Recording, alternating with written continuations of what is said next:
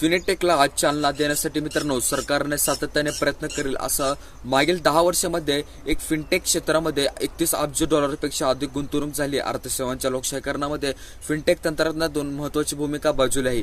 प्रतिपादन पंतप्रधान नरेंद्र मोदी यांनी एका जिओ वर्ल्ड कन्व्हेन्शन सेंटरमध्ये भरलेल्या एका ग्लोबल फिनटेक फेस्टमध्ये 2024च्या कार्यक्रमामध्ये गेले होते। यावेळी पंतप्रधान नरेंद्र मोदी म्हणाले होते की भारतीयांद्वारे एक फिनटेकमध्ये तंत्रज्ञानाचा वापर वेगाने करण्यात यावा असं जगभरामध्ये उदाहरण कुठेही पाहायला मिळत आहे। मात्र हा बदल दूरगामी आहे। मात्र हे तंत्रज्ञान समाजामध्ये दूरगामी बदल घडवून आणणार आहे। फिनटेकमुळे तंत्रज्ञानामुळे समांतरामध्ये अर्थव्यवस्था संपून टाकली आहे। शहर गावामध्ये असल्या तरी एक भरून काढण्याचे काम देखील तंत्रज्ञानाने करून दाखवण्याचं काम आहे। तसेच ग्लोबल फिनटेक फेस्ट 2024च्या एका दरम्यान प्रदर्शनासाठी पाहणी करत असताना पंतप्रधान नरेंद्र मोदी एक रिझर्व्ह बँकेने गव्हर्नन्स शक्ती स्काममध्ये दास आणि इतर अधिकारी फिनटेकच्या स्टार्टअपमध्ये 500% वाढ केलेली असून 2 एंजल टॅक्स संपवून सुद्धा टाकल्याने फिनटेकमध्ये क्षेत्राच्या एका वृद्धीच्या दिशेने एक मोठे पाऊल फटले होते। फिनटेकच्या स्टार्टअपमध्ये तब्बल 500% वाढ झाली असून सध्या देशामध्ये वस्तूंचा हंगाम सुरू झाला आहे। अर्थव्यवस्थेमध्ये बाजारामध्ये वस्तूंचा माहोल आहे। जीडीपीतील वृद्धी भांडवली असून बाजारामधील वाढ नव्या एका उच्चांकांच्या दिशेने जाण्याचे स्पष्ट दिसत आहे, संकेत दिसत आहेत। मित्रांनो, अशा वेळी पंतप्रधान म्हणाले होते की काही दिवसापूर्वी जनधन योजनेला 10 वर्षे पूर्ण झाले होते। यामुळे महिलांच्या सशक्तीकरण झाले होते। 31 कोटीहून अधिक महिलांचे बँक खाते उघडण्याचे खाली आले होते। पंतप्रधान नरेंद्र मोदी मुद्रा एका जगातील सर्वात मोठी सूक्ष्म वित्त योजना यावेळी योजनेतील अंतरामध्ये 27 लाख करोडपेक्षा अधिक रुपयांचा आहे आणि माहिती अशा पंतप्रधान नरेंद्र मोदी यावेळी दिली गेली होती।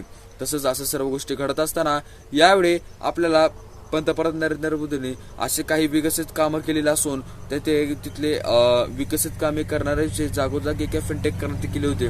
94 कोटी ब्रॉडबँड युजर्सने आधी संसदेत लोक म्हणायचे होते। देशामध्ये बँकेच्या पुरेशा शाखा नाहीत, गावामध्ये तर बँका सुद्धा नाहीत, इंटरनेट सेवा पोहोचली नाही। मग फिनटेक क्रांती कशी येणार? पण केवळ देशभरामध्ये देशातील ब्रॉडबँडच्या युजरची संख्या 6 कोटीपेक्षा 94 लाखापर्यंत गेली आहे। एक कोळी आणि तसेच आपल्या संस्कृतीला विविधता पाहून चकितमध्ये होणार आहे। आपल्या एका फिनटेकमधील विविध लोकांना आश्चर्यचकित होणे, विमानतळावर उतरण्यापेक्षा स्ट्रीट फूड आणि शॉपिंग मध्ये प्रत्येक ठिकाणी फिनटेकची क्रांती करून आणणार आहे, पंतप्रधान नरेंद्र मोदी अशा वेळी म्हणाले गेले होते। तर यूपीए मध्ये सर्वात मोठे उदाहरण म्हणजे यावेळीची गोष्ट अशा घडत असताना पंतप्रधान नरेंद्र मोदी म्हणाले की आजच आपण भारतीयांच्या यूपीएच्या फिनटेकच्या सर्वात मोठे उदाहरण बनले आहोत। आज जर आपण गाव असो किंवा शहर असो, पावसाळा सुरू असो किंवा बर्फ पडत असो, भारतातील एका बँकिंग सतत 24 तास सतत दिवसही चालू असेल, 12 महिने सुद्धा असेल। डिजिटल पेमेंटचं नेतृत्व दास रिझर्व्ह बँकेचे गव्हर्नरने शक्तिकांत दास असं म्हणाले होते।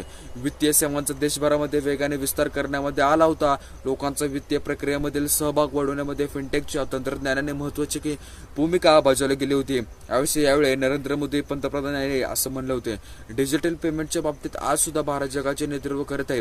धोरण निश्चितच करताना त्याला एका नवीन पूर्ण प्रकल्पता आणि फिनटेकच्या तंत्रज्ञानाचा जोड मिळाल्यामुळे हा पल्ला गाठला जाऊ शकतो। तर मित्रांनो, व्हिडिओ कसा वाटला? व्हिडिओ वाटल्यास व्हिडिओ लाईक करायला अजिबात विसरू नका। भेटूया अशा काही व्हिडिओमध्ये, तोपर्यंत बाय बाय।